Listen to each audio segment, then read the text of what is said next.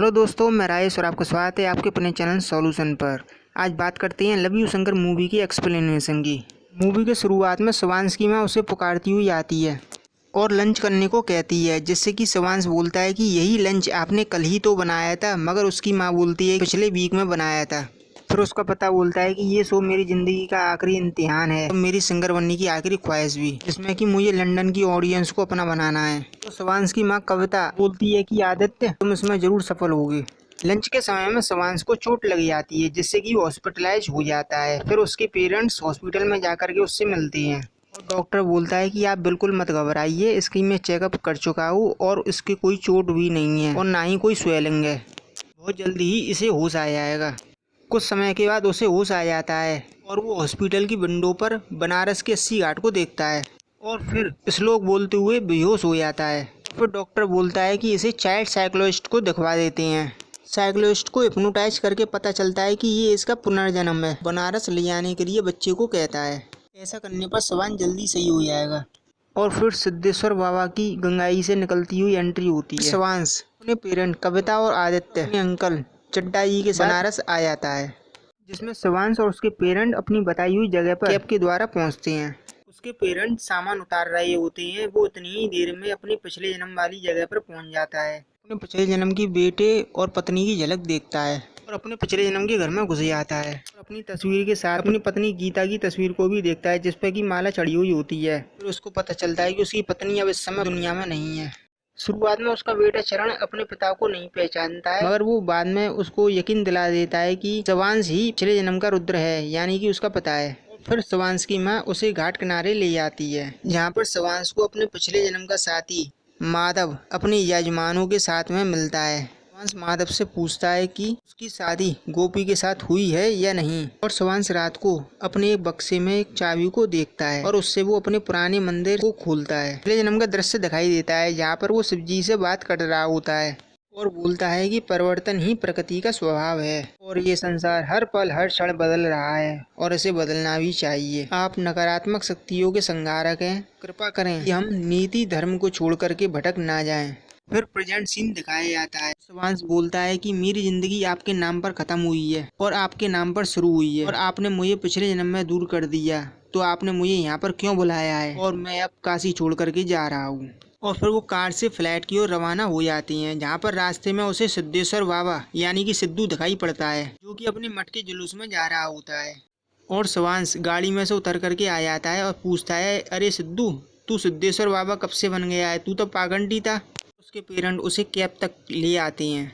उसके पिता बोलते हैं कि फ्लाइट के लिए देरी हो रही है, तो शिवांश बोलता है कि मैं वापस नहीं आऊँगा, अब मैं यहीं पर ही रहूँगा। फिर वो अपने दोस्त माधव के पास जाता है और रुद्र के बारे में बातें करता है, तो माधव बोलता है कि रुद्र तो कई साल पहले मर चुका है। शिवांश अपनी बातों से माधव को यकीन दिला देता है कि वही ही रुद्र है। तो माधव से सिद्धू के बारे में पूछता है कि वो कब से मठाधीश बन गया, और माधव बोलता है कि सिद्धू सुबह तो पूजा पाठ करता था और रात को रंगरलिया मनाता था, और एक बार वो रासलीला मनाते हुए पकड़ा गया तो वो रुद्र के मंदिर में जाकर के छिप गया और रुद्र ने उसको पकड़वा दिया।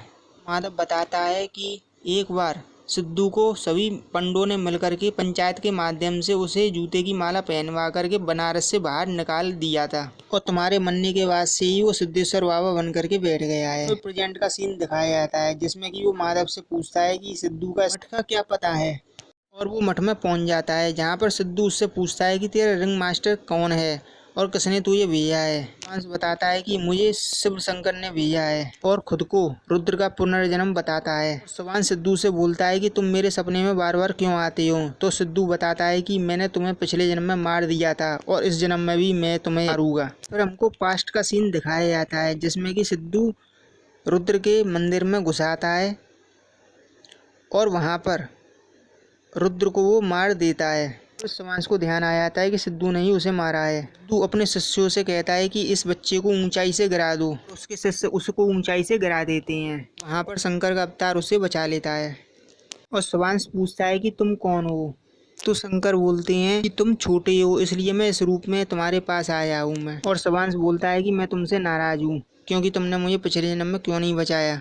शंकर जी बोलते हैं कि वो तो विधि का विधान था और इस जन्म में मैंने तो तुम्हें बचा लिया है, बनारस मैंने ही तुम्हें यहाँ पर बुलाया है। दोनों की फ्रेंडशिप हो जाती है। शंकर बोलते हैं कि तुम्हारे पेरेंट तुम्हारा इंतजार कर रहे हैं। शिवांश फिर अपने घर पर चला जाता है। उसका दोस्त माधव अपने पुराने दोस्तों के साथ रुद्र को मिलवाता है। उनको यकीन हो जाता है कि शिवांश ही पिछले जन्म का रुद्र है। और फिर सिद्धू के साथियों का सीन दिखाया जाता है जहाँ पर कि वो चंदा इकट्ठा कर रहे होते हैं। फिर शिवांश शंकर जी को बुलाता है और बोलता है कि आप इनका खात्मा कर दीजिए। बोलते हैं कि तुम्हें ये लड़ाई खुद ही लड़नी पड़ेगी, मैं तो सिर्फ तुम्हारी मदद जरूर करूँगा। फिर शिवांश अकेले ही उनकी पिटाई करने लग जाता है। यहाँ से सिद्धू के लोग अपनी जान बचाकर भाग जाते हैं। फिर सिद्धू यानी कि सिद्धेश्वर बाबा का सीन दिखाया जाता है जहाँ पर एक साथी बताता है कि कई लोगों को शिवांश ने पीटा है। फिर सिद्धू गंगा स्नान करते हुए दिखाया जाता है जहाँ पर उसको सब जगह शिवांश ही नजर आता है। सिद्धू के सभी साथी इसको सिद्धू का भ्रम बताते हैं मगर हर जगह उसे शिवांश ही नजर आता है। फिर एक दिन सिद्धू शिवांश को पकड़ लेता है, उसको धमकाता है, अपने आप को महादेव से बड़ा बताता है और त्रिशूल से मारने की कह करके उस थप्पड़ मारकर शिवांश को गिरा देता है। और फिर रुद्र के रूप में शंकर प्रकट होते हैं, सिद्धू से त्रिशूल को छिना लेते हैं। फिर फाइट होती है। सिद्धू जब हार जाता है तो वो शिव से बोलता है, रुद्र से बोलता है, तुम मेरा कमाया हुआ सारा धन ले लो और मुझको माफ कर दो, मैं प्रायश्चित के तौर पर आगे की जिंदगी जीऊंगा। और रुद्र रूप में शंकर जी बोलते हैं, हर मनुष्य का धर्म है कि वो सृष्टि के सृजन में सहयोग करे, ये बिना सहयोग बिना सदकर्म के असंभव है। ये बस यदि तुम भूल गए तो मैं दूसरा अवसर नहीं दूंगा। और फिर शंकर और शिवांश की बातें दिखाई जाती हैं जिसमें शंकर जी बोलते हैं कि जब भी तुमको मेरी याद आए तो बनारस चले आना, मैं यहाँ पर कण कण में निवास करता हूँ और यहाँ पर हमेशा रहूँगा, हिमालय में रहते हुए भी। शिवांश के वापस लौटने की बात पर ही मूवी खत्म हो जाती है।